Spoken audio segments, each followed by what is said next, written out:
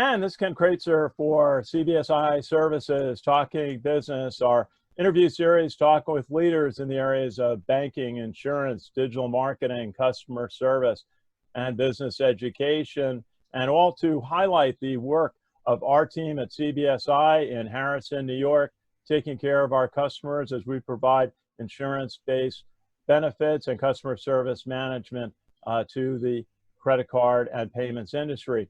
And today we are very pleased to have a friend with us who we worked with a number of years ago, and that is Craig Lemasters, former CEO at Assurant Solutions based in Atlanta, and now the president of GXG, graduate of Furman University. Craig, good to see you. How are you doing today? Yeah, doing great, and it's so fun to be with you today, Ken. As you said, we go way back actually, and it's a lot of fun to reconnect. And always love the work you guys do at CBSI. I'm glad to see it's just going on as strong as ever. So, looking forward to chatting with you today. Well, that's great. Well, first, I always like to ask people about how has the COVID-19 pandemic been for you and for the clients that you're working with? Yeah, I mean, for me personally, it's been we've been very fortunate. Ken, family's healthy. It's actually been a time to sort of reconnect with our three grown kids that have spent a couple of months with us, sheltering in place. So that was actually a blessing for us to be able to do that. So personally, we've done very well. So we're very appreciative of that. Professionally, it's been also a very interesting time for our little GXG company. It's been awesome to support clients and to actually do some things that we've not had time to do when we're in the day-to-day rat race. Of course, everything slowed down a little bit, and I'm happy to say it's picked up dramatically in the last month. In terms of clients, it's been, as you would expect, a mixed bag. I mean, depending on what sector you're in, some are thriving. We do a lot of work in the packaged goods industry, and they can't make product fast enough. And others in an industry that you touch, like in financial services, has been quite challenged, obviously, by this, and everything in between. So it's been a mixed bag, but I'm very grateful to have a chance to do this work and kind of be there for clients and really help them get through this or get unstuck, as I like to talk about. Yeah, well, you have a new book out called Unstuck, How to Unlock and Activate the Wisdom of Others. And we're going to talk a little bit about that today. Now, why don't you tell us a little bit about your career? You joined American Bankers back down in Miami, who we worked with at CBSI for a number of years, and the company merged with Assurant, and you became the CEO. And as you say, it was really a tenure of 44 quarters. Tell us about that. That's right. Yeah, and it's my professional life, super simple. I literally spent 27 years with the same organization, which, again, as you know, that just doesn't happen a lot. You're somebody I can relate to with that. You've been with the organization for a long time. So, but I was super fortunate. The company went through lots of change, obviously, that time, and morphed itself many times. And that just gave me new opportunities. So I was fortunate that they had me stick around, and I guess I missed the meeting a while back and got tapped to be CEO and had the privilege, and I mean that seriously, to do that job for 11 years. Or I just like to, I think people in public companies relate to that for 44 quarters, because that's unfortunately sort of how we're measured. But I tell people all the time, Ken, that the best big company job anybody could have. Had an amazing group of people to work with, incredible board of directors and bosses, and got to do the things professionally I'd always dreamed of. And so I did that. Again, that's pretty simple history. And then about 5 years ago, when I bumped into this whole GXG, this wisdom-based learning methodology, I got so intrigued by it, and it moved the needle so much for me personally. I started thinking about, would it make sense to at some point go out and do this myself. And I was able to do that a few years ago when I turned 55 and left Assurant Solutions. Was able to do this GXG thing and really just to help leaders that are stuck on hard stuff. And so I tell people now, I had the best big company job you could have. Now I got the best little company job. So I'm doubly fortunate in terms of my career work life. But that's my story. Super simple, really. No, that's neat. Now, one of the questions I want to go back, because early in my career, I worked at American Express and Dean Witter when they were trying to have what was called financial supermarkets. They were buying it. American Express bought an insurance company. Dean Witter was associated with Allstate, and Citibank was trying to get into the insurance business. And Gramm-Leach-Bliley Act happened in 1999. I remember being in meetings about how that was going to propel banks in the insurance business. Now, that was one of the avenues for American bankers providing insurance products to banks. So you focused on credit insurance and others. Why did that not really take off as an opportunity, insurance in banking, would you say? Yeah, I've kind of used it as an example, actually, as some of the work that I became so passionate about, and this idea that often when we move from our core business, and it's safe to say both banks and insurance super good at what they do, but again, that just came in like a freight train. We're going to merge both of those industries together. There'll be super powerhouse financial institutions. So it is interesting that it never really gained traction, probably more in Europe for a period of time, and even that we could argue now never really worked. And I think it's at the heart of some of the body of work we're doing, which is when we move from the core, what we're really good at, to the new stuff. That's a technical term for adjacencies and all the consulting terms, but just new stuff, right? So a bank doing insurance is new stuff. And what I found, and this was all my work now is from personal experience, when we do that, number one, it's very hard, but the reason it's hard, what I found was the wisdom in our organization doesn't drop just incrementally, it's actually exponential. And I define wisdom in a very important way, I think, which is the intersection of both knowledge and experience. It has to be both. If you have one or the other only and just a little bit of it, it doesn't really help. And that's when I look back, that's what I saw a lot of happening is, hey, I'm a big bank, I'm $100 billion financial institution. Of course I can be a good insurance company. And I think that was flawed thinking. I just think, and same on the insurance side, just because we're big, just because we have assets, at the end of the day, do we have the wisdom to actually make that leap? And I think that's at the crux of what happened here. It ended up being a bit of a pipe dream. You lived through this as well. Yeah. I mean, a lot of money spent by not just us, but everybody trying to help that. And I think that was the root cause of it when I look back. And I have fun in the book. We talk about lots of examples where, and that's what I call getting stuck. I mean, they were clearly stuck. They couldn't make that leap, either insurance to bank or bank to insurance. And there's tons of examples out there where that's happened. And my hypothesis is, in the last 3 years, we've been furiously trying to prove it. We've worked in, I think, 12 industries and hundreds of different engagements around using wisdom-based learning. And I feel pretty good that it's at the heart of this issue.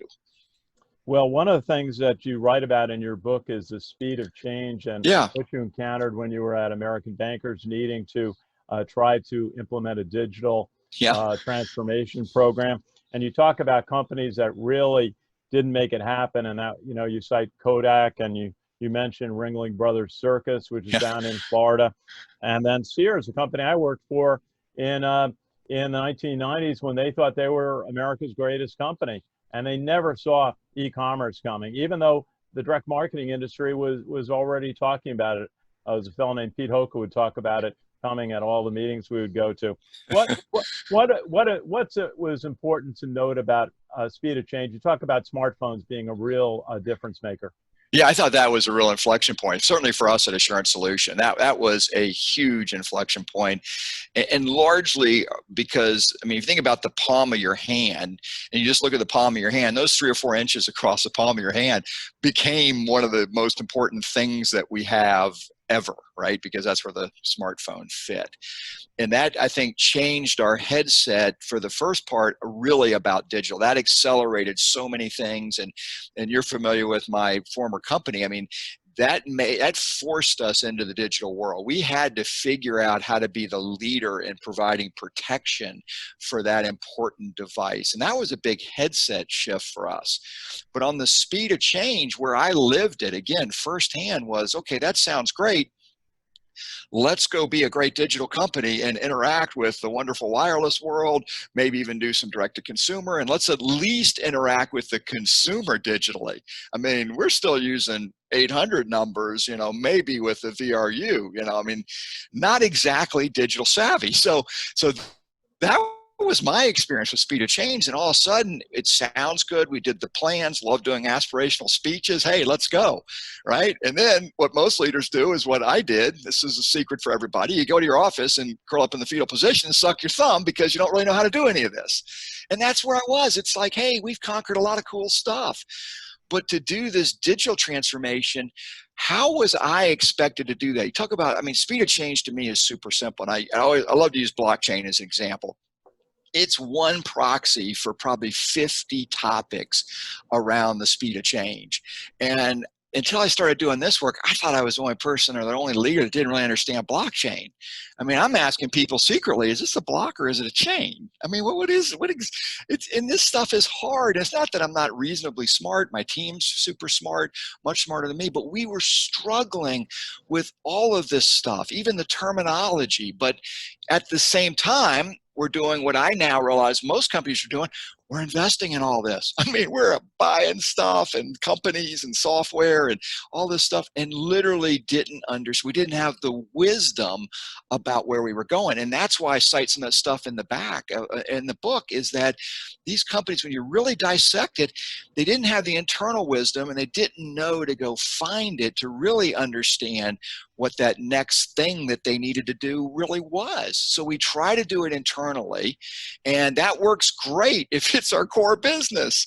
But we step outside of that, and again, this is just my story, and that's what I was doing. And then the day we started bringing this wisdom in and formulating what is literally now GXG, it was, and you've had this, Ken, as a leader, we have these inflection points on things in our work life that just tend to change the trajectory of how we think about things. And this was one for me. It was like, wow, I got the best team, and I believe that. It was. We've conquered all these things. Why is that digital thing so hard? Speed of change. Why is China so hard? Completely different from what we do.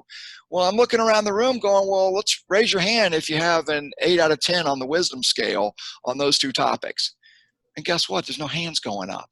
Well, this is the leadership of the team. How are we going to do that? And so the speed of change thing to me is so obvious now. There's no leader capable on their own to keep up with this stuff. So let's just admit it and find the wisdom to help us. Well, you know, you bring up in that when you talk about the life of a CEO being quarter to quarter financial results, and some of these things are long-term development. They're not going to pay off. They're not going to generate revenue for a number of years, if at all. And you're hoping like 1 out of 5 projects turns out well. How do you balance that need to invest in the future versus maintaining the growth that your investors expect? Yeah, I would say it's one of, if not the hardest topic that we have as leaders, particularly as a CEO. Now, I define leadership, again, super simple. There's a million definitions of leadership. Most of them are pretty good. Mine, based on my own experience, is we get paid for really one thing only, and that is to make choices. All the other stuff that we do as leaders, to me, is secondary to choices. So if you buy into that, the only question becomes, and this is what you're asking, I think, is how do we make better choices, short-term, long-term? That's a good choice, or that's a hard choice. But there's a bunch of them, a bunch of hard choices. It's assets. How do we decide which assets to invest in? So that, to me, is the definition of leadership. So the only question is then, how do we make better choices faster? Because you're not going to avoid it, right? That question you ask, you've got to have a balance. You cannot go to the board of directors and say, hey, I'm going to take 3 or 4 quarters off. I'm going to kind of tank earnings, but I'm going to build this cool widget for the future. You know, that's a 1 meeting lifespan as a CEO, right? You also can't go in and say, hey, I'm just going to go wipe out my expense base and have a great quarter. Don't know what's going to happen next week. So again, it's just, you have to do it. So what I've tried to really solve for, that what worked for me, was this idea of how do I make the better choices faster? And that's when this aha happened, when I started fiddling with, which then became GXG, this idea that we could put in a room or even on a Zoom video that we all use now, wisdom that has gone before me. And the whole purpose of it is, can that help me make a better choice faster? That's the whole purpose of it, and it works amazing. The right wisdom, the right facilitated format, and we make choices at a speed we've never seen before. I mean, if I go back to the Assurant example, right? I got to build this digital company, right? I mean, this is daunting. And now I've promised it to everybody, to my boss, the board, I mean, everybody, we're going to be this great digital company. And that's the picture of me, curled up fetal position, sucking my thumb in my office, right? I mean, that's me. And yet when we brought this little group of super wise operators, not consultants, but operators that had done pieces of this together, in about 8 months, we built a whole new digital company, separate company.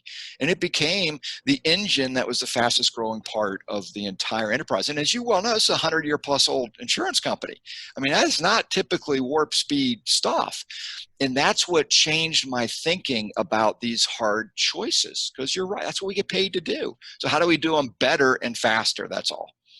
Well, you in your book that you've just published, How to Unlock and Activate the Wisdom of Others, Unstuck. Tell us a little bit about, you talk a little bit, you don't spend a lot of time on it, what it means to be unstuck, because you have a 5-point plan on being unstuck, or come up with new opportunities and develop them. Tell us a little bit about, why don't you start with the circle of stuck that you illustrate? Yeah, the circle of stuck is just hopefully a fun little picture for everybody. I kept getting asked, like, what does that mean to get stuck? And I said, well, what it doesn't mean is that you're not trying. I believe people work super hard, more than ever right now. We try, we're smart. And so stuck doesn't mean that. All it means is, back to those choices, we're not moving at the speed that we need to. And again, public company, you tend to know exactly what that is, but even private companies I work with now, there is a speed we tend to struggle with to get there. So that's all stuck is. And so I started getting these questions as I started to meet all kinds of really interesting, mostly C-suite folks and a bunch of different industries of, well, how do I know? I've got a hunch, like I think I'm stuck on this. I'm not moving fast enough here and there, but how would I know? And somebody actually asked me one day, well, what are the symptoms of being stuck? I thought that's a really cool way to think about this. So again, I just used my own personal experience and started telling the story of where I noticed it, and that became the circle of stuck. And quite frankly, it starts with what we all do when we want to go to a new destination. We have a meeting. So the circle of stuck usually starts with a meeting. Nothing wrong with meetings. We have a meeting, but tend to have multiple meetings. The meetings get longer, and then we do this really neat thing where we summarize what we did in the meeting.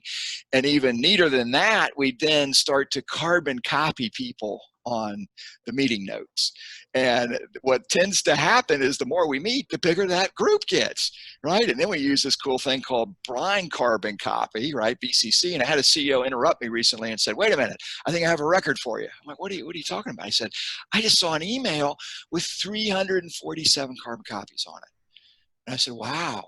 You think that they're stuck on something? And that's really the psychology of it, is why do we do this stuff? Why do we meet after meet? And then the list of stuff to go do grows, the list of carbon copy. And I think it's a huge symptom of being stuck, right? Because we don't really have an unstuck pathway, right? So we feel good about activity.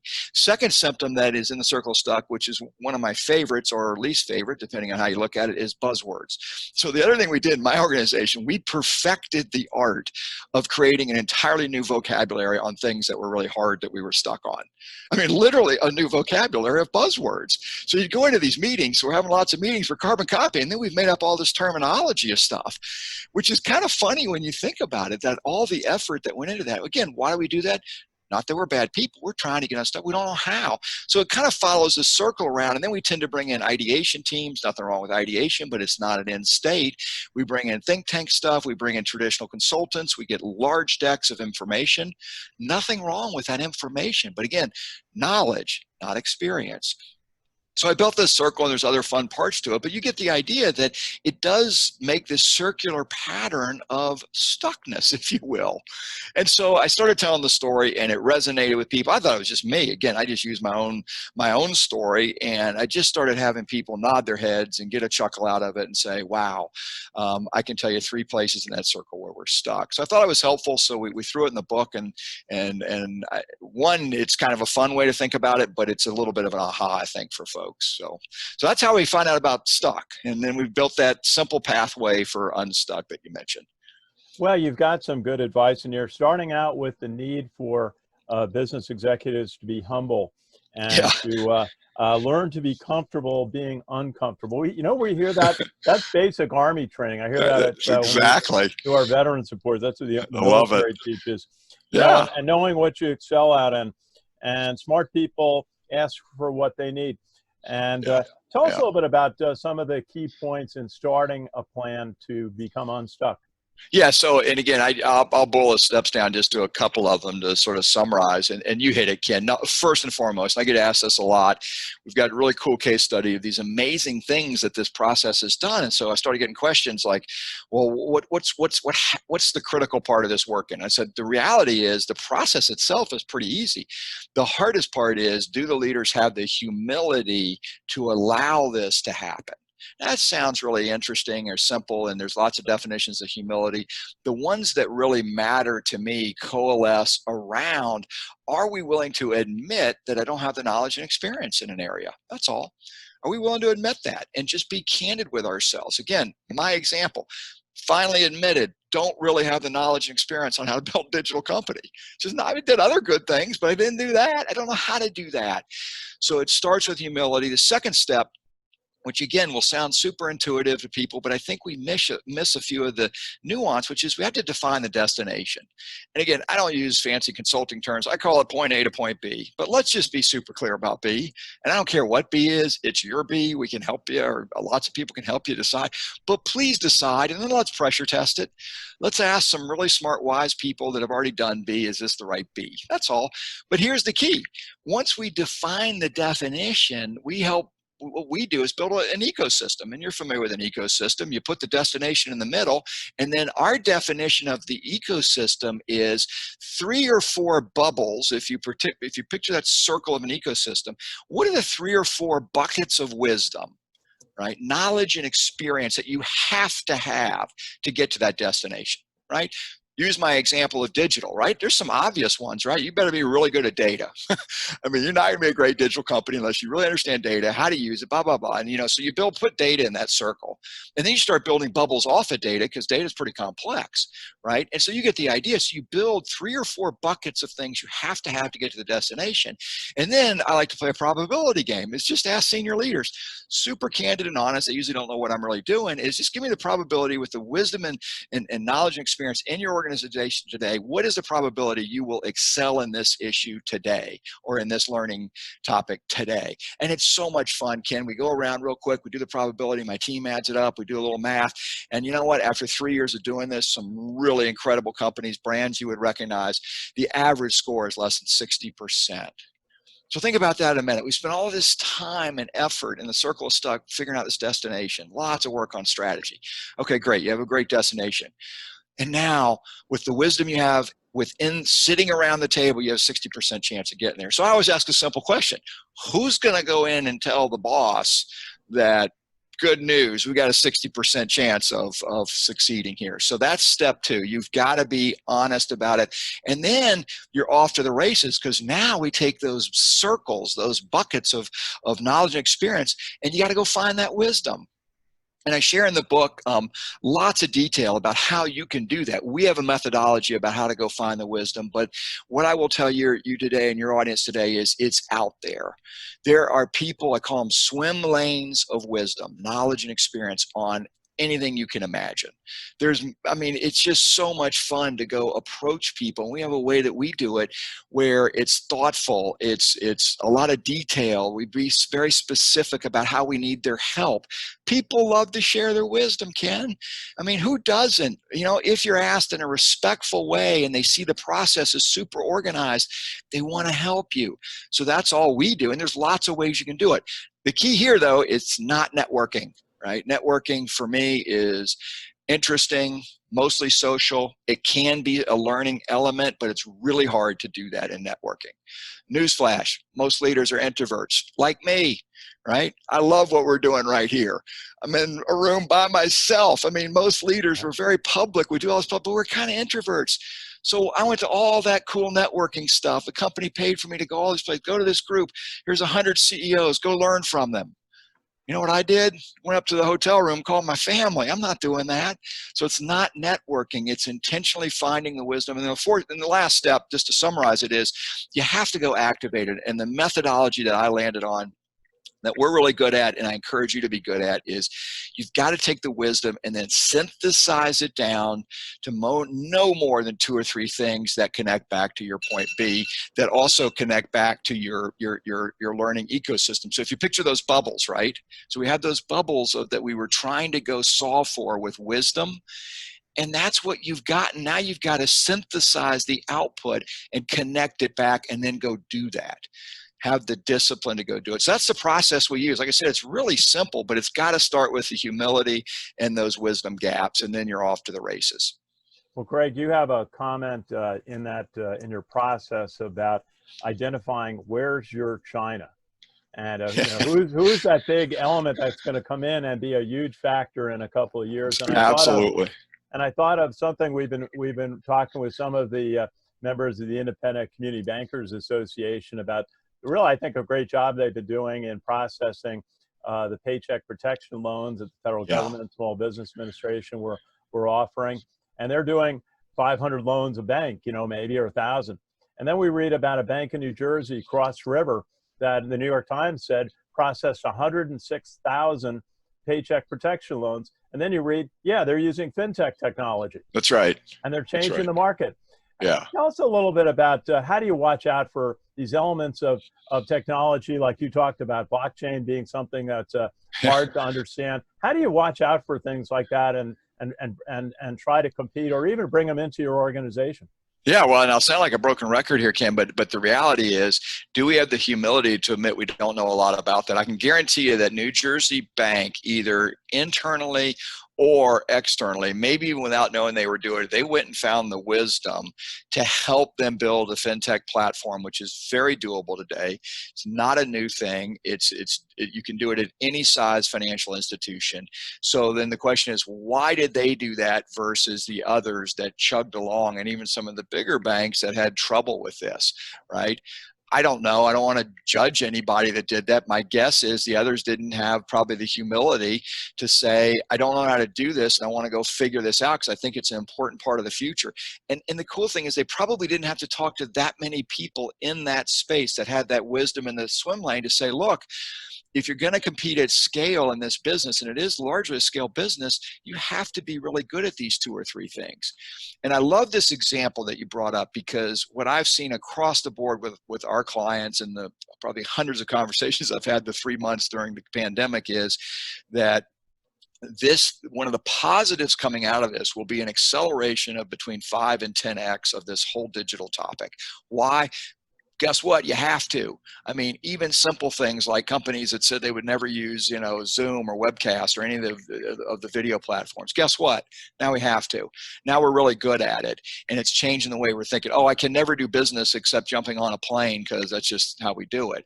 Well, guess what? Maybe that's not the case. Maybe we can jump on the plane half as much and do the rest digitally. So I think it's 5 or 10x is what I'm being told.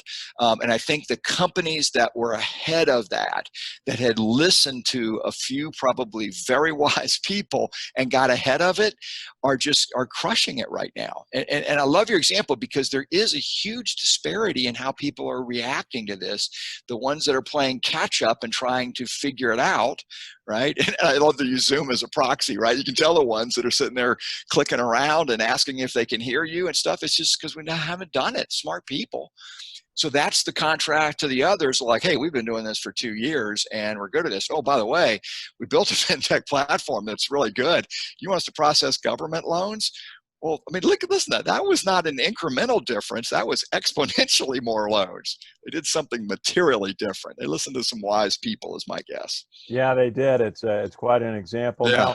Now, we're so glad to have a chance to talk with Craig Lemasters, who is the president of GXG.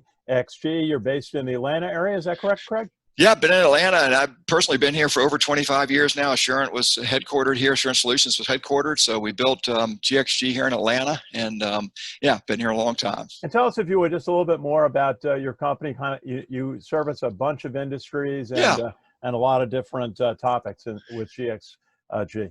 Yeah, no, I appreciate that, Ken. Yeah, GXG, my whole theory coming in doing this, it was to test what had worked for me in a big company. It helped me get unstuck. So I spent probably 2 years with the team that we built here in Atlanta trying this methodology across, like I mentioned earlier, 12 industries, 13 industries, and hundreds of different topics. Because I wanted to figure, I knew it worked for me, but it was very specific on digital transformation. But would it work on pick a topic? We've done international, global expansion, cultural change, all kinds of other technology issues. I just wanted to see, is this wisdom out there across the broad range? And so we spent 2 years doing that, and then have been very fortunate. I mean, and you know me, I'm an output operator based person. I'm really not a consultant by training. I care about helping leaders get to point B, because I think that's what really matters. And so we've been very fortunate that this methodology has helped a lot of companies get to point B, and they've been super kind. We've basically grown organically, and then kind people like you that let us share our message to a broader audience. It's been really fun to see this kind of take off. And we then built a executive coaching platform off the same wisdom-based learning chassis. And I just did it because clients wanted to do it, but the same methodology. And that's actually our fastest growing part of the firm now. Is I think there was a bit of pent-up demand for a different sort of a reimagined version of executive coaching. So that's what we're doing. Atlanta's been a great place, wonderful, young talent here in Atlanta with the education system here and the great universities. But that's what we're up to. Well, Craig Lemasters, so good to have a chance to reconnect with you and chat and hear about what you're Likewise. doing, and your new book, Unstuck: How to Unlock and Activate the Wisdom of Others. It's a must read for all of us, and hope we get a chance to do this again. Love to, Ken. Again, fun keeping up with you, and congratulations on your continued success. And you guys keep reinventing yourselves, I know, and doing amazing work. So congratulations to you. And again, thanks for having me on. Fun to catch up.